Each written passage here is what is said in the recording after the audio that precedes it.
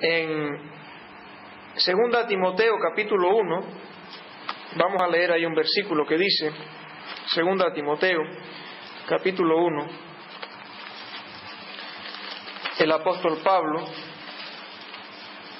2 Timoteo 1,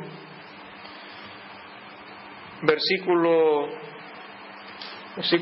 9 al 11, dice: quien nos salvó y llamó con llamamiento santo, no conforme a nuestras obras, sino según el propósito suyo y la gracia que nos fue dada en Cristo Jesús antes de los tiempos de los siglos, pero que ahora ha sido manifestada por la aparición de nuestro Salvador Jesucristo, el cual quitó la muerte y sacó a luz la vida y la inmortalidad por el Evangelio, y dice: del cual yo fui constituido predicador, apóstol y maestro de los gentiles. Y hacemos ahí notar la expresión yo fui constituido.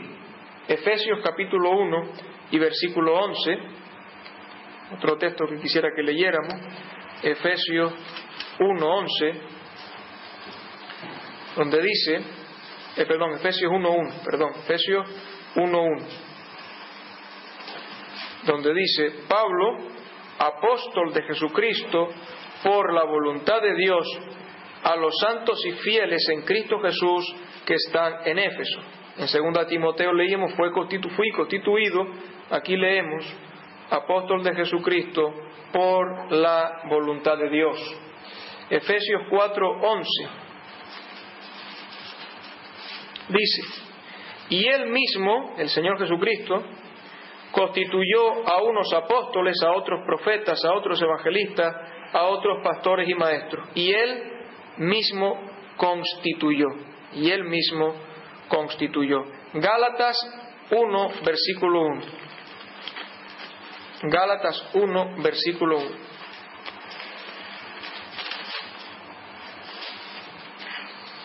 Dice ahí: Pablo, apóstol, no de hombres ni por hombre, sino por Jesucristo y por Dios el Padre, que lo resucitó de los muertos. Y podríamos multiplicar las citas, pero creo que con esta es suficiente. ¿Para qué hacemos estas lecturas? Para enfatizar que la procedencia del apostolado de los 12 y de Pablo venía directamente dada por el Señor Jesucristo. No hace mucho leía de una persona, se llamaba apóstol, y contaba, entrecomillado, su testimonio de cómo llegó a ser apóstol, y decía que vino otro apóstol y me dijo: yo veo en ti que tú vas a ser apóstol a partir de ahora. Y decía: pues yo pensaba que hoy en día no había apóstoles y no lo tenía muy claro, pero después que me lo dijo comencé a pensar. Y uno analiza y dice: ¿no tiene esto mucho que ver con la Biblia? No tiene nada que ver con la Biblia, ¿verdad? Vino un hombre que me dijo, una mujer que me dijo, una persona que me dijo, y a partir de ahí, pues esto no tiene nada que ver con el modelo que encontramos en la palabra del Señor. Ahora, hay algo que vamos a leer en Lucas capítulo 11, algo más acerca de los apóstoles, y que nos dice Lucas capítulo 11. Esta es una marca de los apóstoles, a lo mejor a la cual no hemos prestado mucha atención, pero parece, y más que parece, la Biblia nos enseña que esta es una marca que habrían de tener sobre sí los apóstoles. Miren lo que dice Lucas 11:49. Por eso la sabiduría de Dios también dijo: les enviaré profetas y apóstoles, y de ellos a unos matarán y a otros perseguirán, para que se demande de esta generación la sangre de todos los profetas que se ha derramado desde la fundación del mundo, desde la sangre de Abel hasta la sangre de Zacarías, que murió entre el altar y el templo. Sí os digo que será demandada de esta generación. Algo que los apóstoles compartirían con los profetas, nos dice el texto, sería ¿qué cosa? La persecución. La persecución. No observamos tampoco esto en estas personas autoexaltadas y viviendo en torres de marfil, que sean perseguidos por causa del Evangelio, como el Señor dijo que le pasaría a los apóstoles. Y si tienen algún prejuicio en este sentido, lean Hechos de los Apóstoles y miren la vida de Pablo y qué de dificultades tuvo él que afrontar. De hecho, en 2 Corintios, vamos a leer 2 Corintios, la epístola probablemente de la Biblia que nos enseña el corazón de un apóstol es 2 Corintios. Es una de las epístolas del Nuevo Testamento, junto con la de Santiago, que menos se predica en los púlpitos, que menos se enseña y que menos se lee. La segunda epístola de los Corintios. Entre otras cosas porque nos revela de forma personal el corazón de un apóstol. Esto parece a veces difícil de explicar y de enseñar y de meterse uno en el pellejo de. En esta epístola el apóstol Pablo, su apostolado había sido puesto en tela de juicio por ciertos elementos, falsos apóstoles y falsos maestros que habían entrado en la iglesia de Corinto, y el tema principal de esta epístola es la defensa del apostolado de Pablo, desde el primero al último capítulo. Y miren, en el capítulo 6, varias veces el apóstol Pablo habla aquí de las señales, de las marcas, de la autentificación de su apostolado, y lo hace de diversas maneras. No vamos a pararnos en cada una de ellas, pero en el sentido que estamos hablando vamos a citar el capítulo 6, donde hay una de las cartas del apóstol Pablo, digamos, donde dice de su apostolado, y miren qué dice, versículo 3: no damos a nadie ninguna ocasión de tropiezo para que nuestro ministerio no sea vituperado. Antes bien nos recomendamos en todo como ministros de Dios. Y miren qué carta viene aquí ahora: en mucha paciencia, en tribulaciones, en necesidades, en angustias. En mucha paciencia, en azotes, en cárceles, en tumultos. En mucha paciencia, en trabajos, en desvelos, en ayunos. En mucha paciencia, en pureza, ciencia o conocimiento, longanimidad, largueza de ánimo, bondad, en el Espíritu Santo, en amor sincero, en palabra de verdad, en poder de Dios, con armas de justicia a diestra y a siniestra, por honra y por deshonra, por mala fama y por buena fama, como engañadores pero veraces, como desconocidos pero bien conocidos, como moribundos, mas he aquí vivimos, como castigados, mas no muertos, como entristecidos, mas siempre gozosos, como pobres, mas enriqueciendo mucho, como no teniendo nada, mas poseyéndolo todo. Esta es la descripción de un apóstol.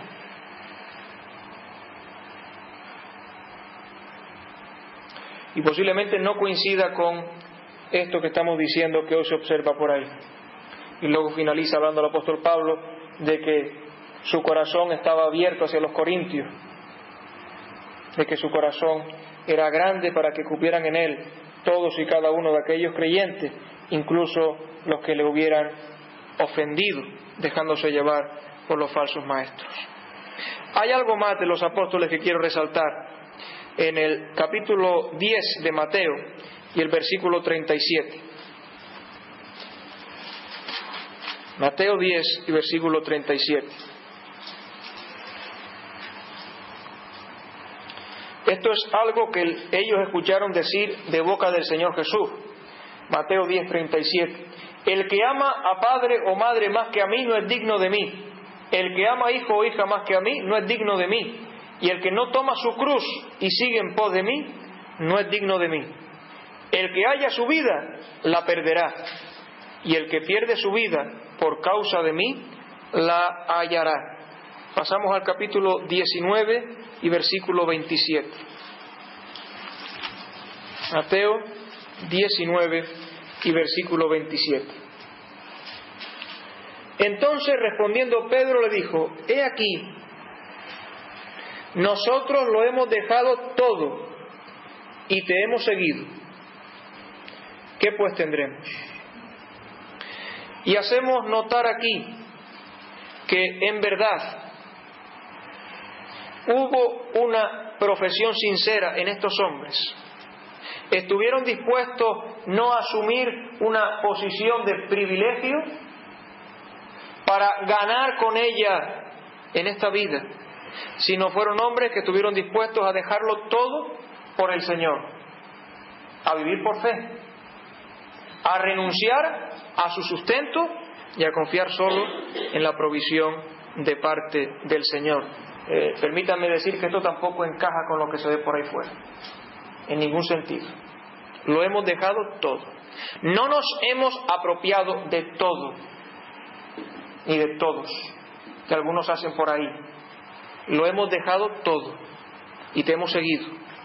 Y el apóstol Pedro pregunta, ¿podremos señalarlo con el dedo? No lo hagamos, porque es humano el sentir de su corazón y preguntar, Señor, ¿y qué va a hacer luego de nosotros? Mano sobre mano. Y el Señor le responde con afecto, le responde con cariño y les dice lo que luego leeremos. Lo hemos dejado todo y te hemos seguido. Ahora, yo quisiera también citar este texto porque en estos días lo hemos estado comentando en casa, este texto, y lo hemos estado meditando, este texto. Lo hemos dejado todo y te hemos seguido. Porque nos damos cuenta, a lo mejor yo mismo el primero, de que muchas veces no dejamos todo para seguir al Señor. Y a veces no tenemos que buscar muy lejos, porque tenemos un compromiso familiar y nos quedamos en casa en el compromiso familiar y dejamos el compromiso con el Señor y nos quedamos con el compromiso familiar. A veces tenemos un amigo que viene de visita a casa y dejamos el compromiso con el Señor y nos quedamos con el amigo que ha venido a casa. Y nos damos cuenta, por lo tanto, en nuestras propias vidas y en nuestra experiencia cotidiana, el Señor nos hace ver en nuestras propias reacciones externas que en nuestro corazón no lo hemos dejado todo y no estamos siguiendo primero a Cristo. Y los apóstoles son un ejemplo de personas que estuvieron dispuestos a dejarlo todo y a seguir a Cristo y a poner al Señor en primer lugar en sus vidas. Y esto es un ejemplo para todos nosotros, desde el hermano más sencillo hasta el que tenga la mayor responsabilidad. Ellos lo dejaron todo y siguieron al Señor. Ahora, algo más. ¿Alguien sabe, no hace falta que me responda, pero alguien sabe de qué país, de qué nacionalidad, de qué sitio eran los apóstoles? No hace falta que me responda, solo que piensen. ¿Eran de algún país determinado, de alguna zona del mundo, de alguna región en concreto? Esa es una pregunta que yo creo que muchas veces no se suele hacer, porque los 12 apóstoles y Pablo eran todos ellos de una misma nación. Todos ellos eran judíos, todos ellos eran israelitas. Y los que aparecen por ahí no se han fijado que son todos gentiles. Todos ellos eran judíos, todos ellos eran israelitas. Y ahora diremos por qué esto es importante. Vamos a leer el versículo siguiente, el 28. Y Jesús les dijo: de cierto os digo que en la regeneración, cuando el Hijo del Hombre se siente en el trono de su gloria, vosotros que me habéis seguido, también os sentaréis sobre 12 tronos para juzgar a las 12 tribus de Israel. Los 12 apóstoles, que eran judíos, tendrán una responsabilidad en el futuro, y esa responsabilidad tendrá que ver también con el pueblo en medio del cual ellos fueron llamados, el pueblo de Israel. Lo dice ahí, lo hemos leído. Vosotros que me habéis seguido, os sentaréis sobre 12 tronos para juzgar a las 12 tribus de Israel. Y repetimos que ellos eran judíos. Ahora, y cualquiera, dice, cualquiera que haya dejado casa, su hermano, su hermana, su padre o madre o mujer o hijos o tierras por mi nombre, cualquiera que lo deje todo por el Señor, que ponga al Señor en primer lugar en su vida, que no haya nada prioritario delante de Cristo, dice el Señor que no quedará sin recompensa, recibirá 100 veces más y heredará la vida eterna. El Señor recompensará, multiplicará a aquella persona que tome esta firme decisión. Ahora, era importante y era necesario que los 12 apóstoles y Pablo fuesen judíos.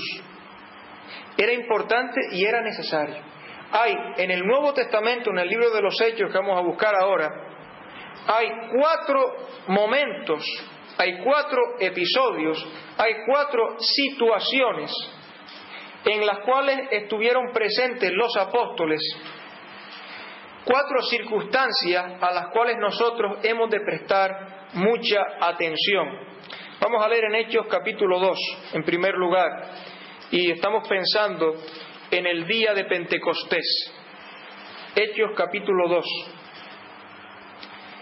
Dice ahí, cuando llegó, versículo 1, cuando llegó el día de Pentecostés estaban todos unánimes juntos, y de repente vino del cielo un estruendo como de un viento recio que soplaba, el cual llenó toda la casa donde estaban sentados, y se les aparecieron lenguas repartidas como de fuego, asentándose sobre cada uno de ellos, y fueron todos llenos del Espíritu Santo, y comenzaron a hablar en otras lenguas según el Espíritu les daba que hablasen.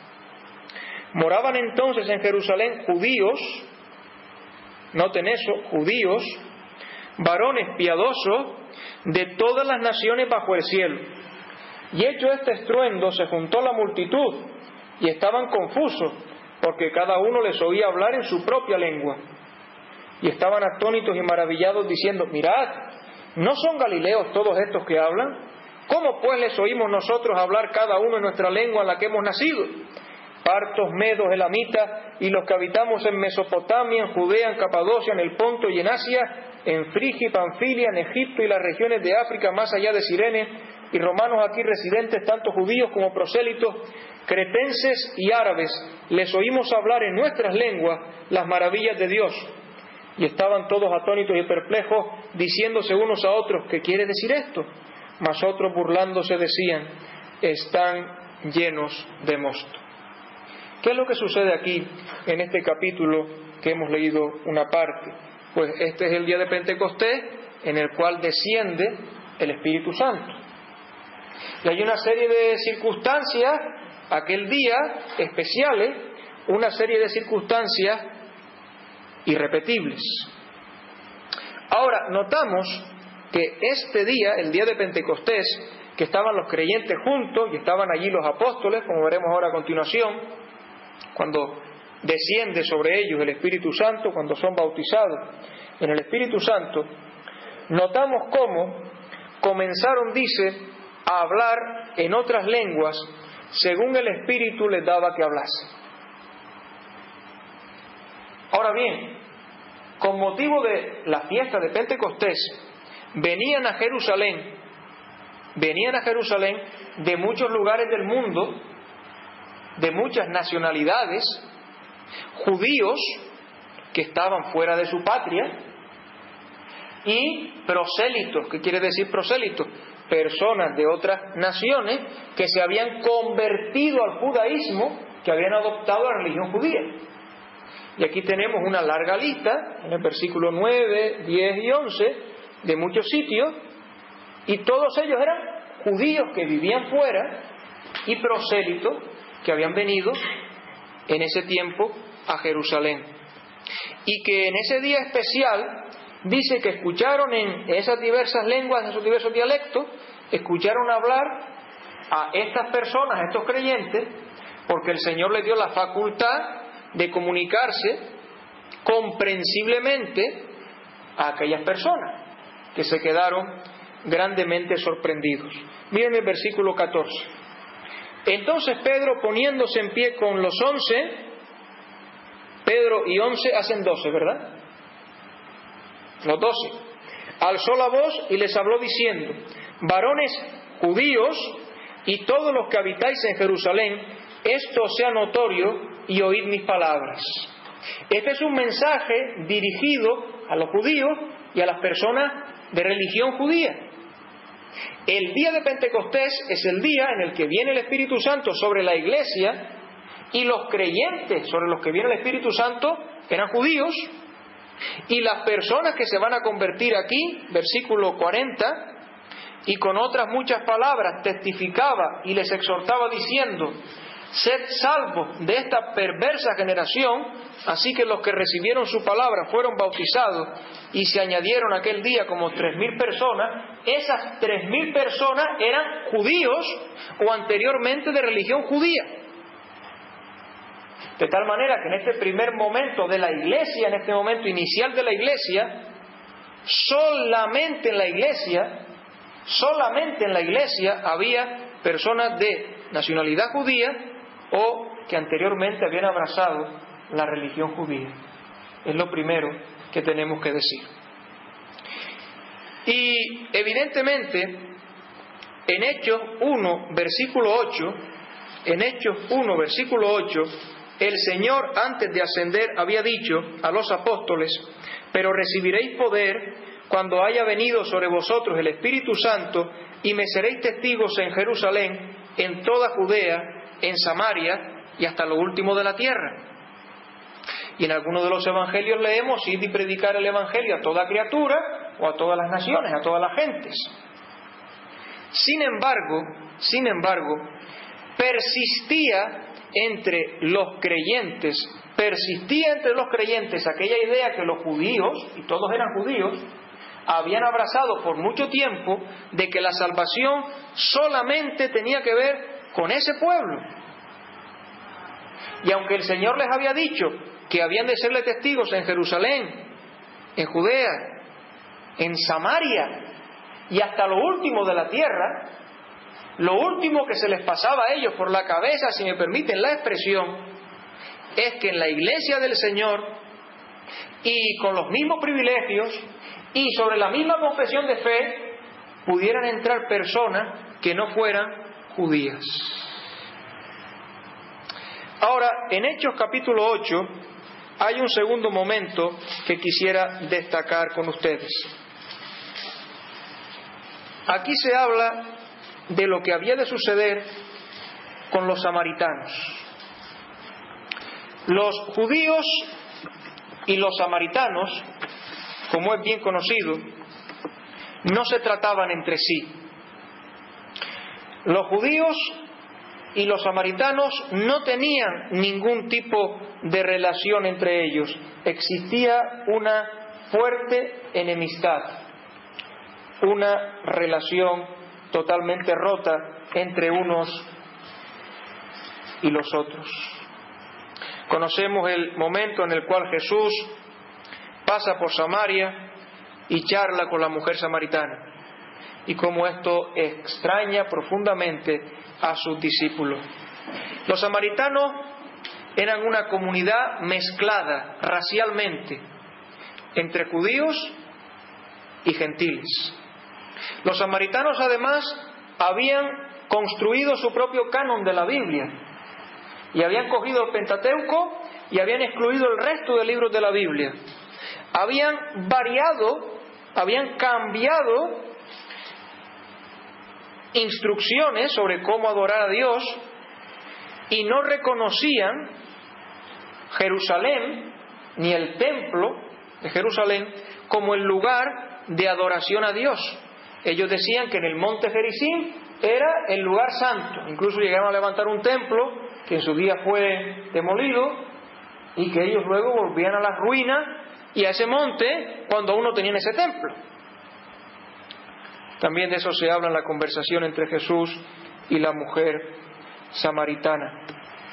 Bueno, pues como digo, no había ninguna buena relación entre los judíos y los samaritanos, ni de unos para con otros, ni de los otros para con ellos. Por tanto, miren lo que sucede aquí. En Hechos capítulo 8 se nos habla de que hay una persecución contra la iglesia. Hechos 8:1 dice: Saulo consentía en la muerte de Esteban, en su muerte. En aquel día hubo una gran persecución contra la iglesia que estaba en Jerusalén, y todos fueron esparcidos por tierras de Judea y de Samaria, salvo los apóstoles. Y hombres piadosos llevaron a enterrar a Esteban, hombres temerosos de Dios, llevaron a enterrar a Esteban. Ellos creían en la resurrección e hicieron gran llanto sobre él. Y Saulo asolaba la iglesia y entrando casa por casa arrastraba a hombres y a mujeres y los entregaba en la cárcel. y pensaba que con esta estrategia él iba a lograr reducir a la nada al cristianismo, a los del camino. Pero los que fueron esparcidos, dice, iban por todas partes anunciando el Evangelio, y como veremos más adelante, iban por todas partes anunciando el Evangelio solo a los judíos. Solo a los judíos. Entonces Felipe, dice ahora, descendiendo a la ciudad de Samaria, les predicaba a Cristo. Y no sabemos cómo este hombre, Felipe, entendió que aquellos samaritanos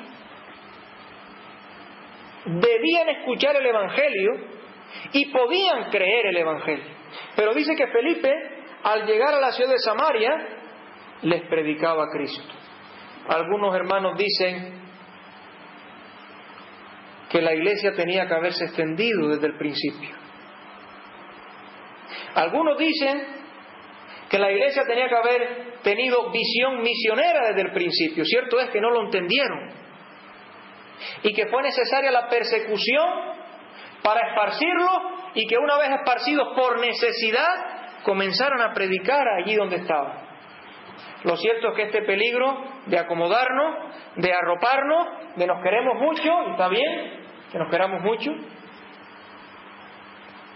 nos puede hacer olvidar que también tenemos que salir fuera, que también tenemos que buscar las almas, y que no podemos solamente estar concentrados en nosotros mismos, que tenemos que venir dentro y no podemos descuidar las reuniones ni la vida de la iglesia, pero tenemos también que ir fuera y no podemos descuidar anunciar el Evangelio y atraer a aquellos que están lejos para que también vengan y para que también conozcan al Señor. Felipe dice que descendiendo a la ciudad de Samaria les predicaba a Cristo, dice, y la gente unánime, versículo 6, escuchaba atentamente las cosas que decía Felipe, oyendo y viendo las señales que hacía. Pero porque de muchos que tenían espíritus inmundos salían estos dando grandes voces, muchos paralíticos y cojos eran sanados, así que había gran gozo en aquella ciudad. Pero había antes un hombre llamado Simón que ejercía la magia en aquella ciudad, había engañado a la gente de Samaria haciéndose pasar por algún grande. A este oían atentamente todo, desde el más pequeño hasta el más grande, diciendo: este es el gran poder de Dios. Y le estaban atentos, porque con sus artes mágicas les había engañado mucho tiempo. Pero cuando creyeron a Felipe, que anunciaba el Evangelio de Dios y el nombre de Jesucristo, se bautizaban hombres y mujeres allí en Samaria, los samaritanos. También creyó Simón mismo, y habiéndose bautizado estaba siempre con Felipe, y viendo las señales y grandes milagros que se hacían, estaba atónito. La predicación de Felipe tiene el resultado de que hay muchas conversiones y muchas personas que bajan a las aguas del bautismo. Lo dice ahí. Creyeron y fueron bautizados hombres y mujeres. Ahora, fíjense lo que va a pasar aquí. Versículo 14. Cuando los apóstoles que estaban en Jerusalén oyeron que Samaria había recibido la palabra de Dios, enviaron allá a Pedro y a Juan, los cuales, habiendo venido, oraron por ellos para que recibiesen el Espíritu Santo, porque aún no había descendido sobre ninguno de ellos, sino que solamente habían sido bautizados en el nombre de Jesús. Entonces les imponían las manos y recibían el Espíritu Santo. Y alguien al leer esto se extraña o saca alguna extraña conclusión de lo que acabamos de leer. Pero aquí hay algo muy sencillo, hay algo muy simple que tiene que ver en primer lugar con la autoridad de los apóstoles y que tiene que ver en segundo lugar con la unidad de la iglesia. Los samaritanos ya habían demostrado su tendencia, más que a la autonomía, a la total independencia, a crear, a cambiar, a poner y a quitar. Y fue necesario, Dios así permitió, que este grupo de personas, para recibir el Espíritu Santo, tuviera que haber la intervención directa y personal de los apóstoles, que a ellos les enseñaba, que a ellos les dejaba claro, que a ellos les hacía ver que debían de estar bajo la autoridad de aquellos hombres enviados por el Señor. Y esta es una señal que el Señor mismo permite para dar esta enseñanza, en primer lugar. Y en segundo lugar, para que supieran que hay una sola y única iglesia. No habría una iglesia de los judíos y una iglesia de los samaritanos. Y ahora vamos a nombrar aquí a nuestros responsables para que nos den la doctrina nuestra en Samaria. No, hay una sola y única iglesia. Los apóstoles, miren, la Biblia no lo indica, pero los apóstoles entendieron, fueron guiados por el Señor de alguna manera para actuar de esta forma especial aquí e imponer las manos a aquellos hombres. De alguna manera el Señor les reveló que habían de actuar de esta forma. Y así los samaritanos no formaron su propia iglesia, sino vinieron a formar parte de la iglesia del Señor. Es lo que podemos leer aquí, lo que podemos ver aquí. Luego viene lo de Simón el mago, que vio lo que había sucedido y que quería hacer negocio con aquello. Lo podemos leer si quieren. Cuando vio Simón, versículo 18, que por la imposición de las manos de los apóstoles se daba el Espíritu Santo, les ofreció dinero. Me parece verlo sacando allí monedas y poniéndoselas delante. Una bolsita de monedas allí delante, que era lo normal en la época. Y mientras se las enseñaba, diciendo: dadme también a mí este poder, para que cualquiera a quien yo impusiere las manos reciba el Espíritu Santo. Entonces Pedro le dijo: tu dinero perezca contigo, porque has pensado que el don de Dios se obtiene con dinero. No tienes tú parte ni suerte en este asunto, porque tu corazón no es recto delante de Dios. Y a partir de aquí se le llama simonía. Aquellas personas que tratan de obtener ganancia de las cosas de Dios. ¿Quieres que oremos por ti, que estás malito? Cartera y billete. ¿Quieres que te visitemos? Cartera y billete. Dios te bendecirá, da dinero. Sacar ganancia de las cosas espirituales se llama simonía. Y los apóstoles, el apóstol Pedro aquí, rechazó ese dinero. Rechazó ese dinero.